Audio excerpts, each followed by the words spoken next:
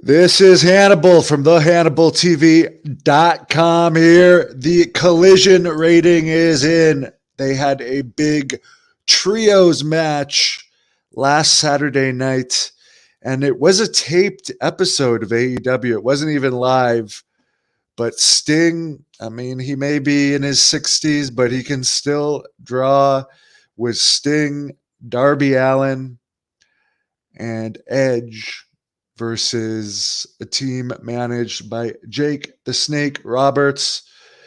And the show went from a 0.09 to a 0.11 rating. Still under 100,000 viewers, 396,000 viewers. But, I mean, the rating was up.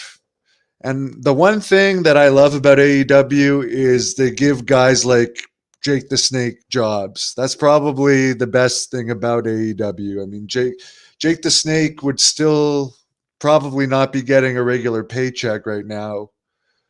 I mean, he'd still be doing independence and autograph sessions and stuff, but he's actually under contract with a major wrestling company, which I think he has been since almost the beginning of AEW. This match is posted on the AEW's YouTube channel. I'll be honest, I fast forwarded through a lot of the match, but there was nothing wrong with it or anything. But Jake was looking very healthy, and I like to see that. A lot of people have been talking about Edge hasn't really been a ratings mover for AEW, but he's still putting on good performances, and he's a name. I mean, out of all the matches on Collision Saturday night, that's the only one I was interested in clicking on, and it was because of the name value of the match. Matt Riddle, who was recently released by WWE and is dating porn star Misha Montana, not only dating her, but I believe they're having a kid. There's all kinds of reports online that he is contemplating getting into the adult website business. So, I mean, I don't know if that means being with other people in adult content, as I imagine his baby mama must have been doing that at least, or if it's going to be just adult content with her, who knows? That's not something I'm really going to look into, but you got to make your money somewhere. So good luck to him. A lot of people think he might be on AEW's list of people that they'd be interested in once his no compete with WWE expires, which I believe will be expiring in September. The Rock appeared on Jimmy Fallon last night and claimed that the SmackDown appearance, which he did back in September, which I think was the first SmackDown under TKO's ownership, The Rock claimed that that was a surprise, that he had been in Boulder, Colorado with Pat McAfee, which I know I'm pronouncing wrong, but I forget how to pronounce it right. And the day after, he found out that SmackDown was going to be just down the road in Denver, so he called Nick Khan and said he was going to be on SmackDown. So I don't know if it happened like that or not, but it sounds like a good story. And I do have to admit, I did watch The Rock's appearance on SmackDown, and it's the most entertaining thing I've seen in wrestling since Seth Rollins got beat up by the handicap fan. I mean, he says he's the most electrifying man in sports entertainment, and I think The Rock genuinely still is. I mean, I can't remember the last time I got goosebumps actually watching someone's entrance until The Rock's SmackDown appearance. He just has so much charisma. And he mentioned on Jimmy Fallon that the 11.5 to 13,000 people in the building that night felt like 130,000 with how loud they were. And I have to agree, they were just going absolutely nuts. TJ says, hope all is well. Thanks for the great content. Yeah, I did post, by the way, a 9.5 hour shoot interview compilation with Tank Abbott earlier today, or late last night, I should say. And Tank, believe it or not, even though he plays a good heel, he's one of the nicest guys in wrestling by far. I also posted a compilation of the wrestlers talking about the infamous ribs that Dynamite Kid played on Outback Jack that got so bad that at one point they drugged Outback Jack. Then they brought him to his room because he passed out in the bar. Then they pissed in his face when they took him up to the room to put him to bed. And they all went back down to the restaurant/bar. Then, I don't know, an hour and a half later, Outback Jack comes down with nothing but his cowboy boots, a cowboy hat on, completely naked. Tries to order a cup of coffee, ends up having the cops called on him. Then, despite everybody knowing that he had been drugged with halcyons, it was Outback Jack that got fired, and the people that drugged him got no punishment whatsoever. Which shows you the difference between today and yesterday. There's some other bad incidents with Outback Jack. There was one incident where they halcyoned him again. There was a lot of drugging going on in these days in WWE. On an airplane, on a commercial flight, and when he passed out, they shaved his head and shaved his eyebrows and did all kinds of stuff to him. Then super glued his hat on his head while he was passed out. This is in front of all the passengers.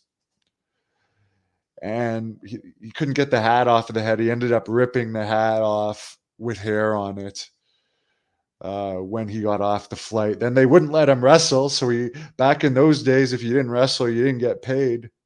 There was no guaranteed contracts. That's one of the reasons they had so many house shows.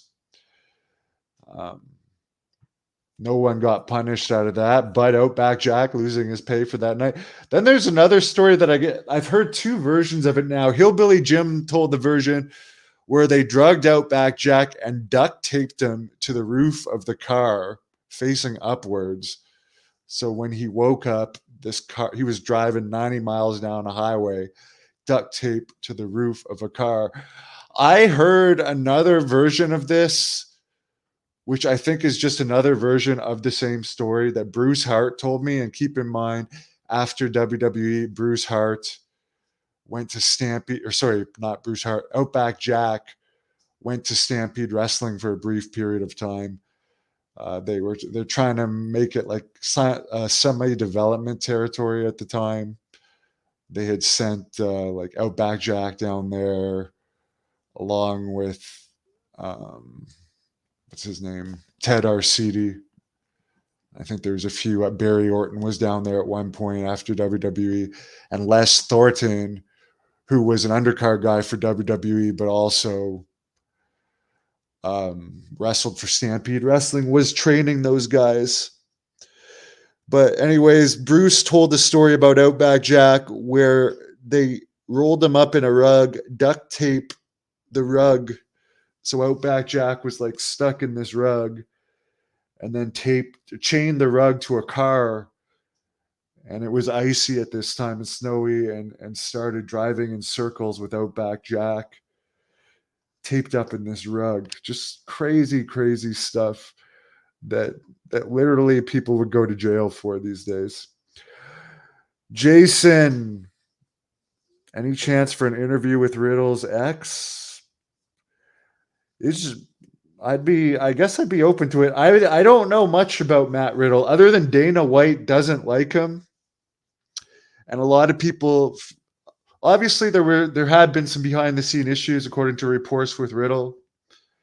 But supposedly it was the heat between him and Dana White that kind of sealed the deal on him getting fired pretty much as soon as the TKO merger happened. So there you go. There's the latest news update. And it was Veterans Day / Remembrance Day on the 11th of November.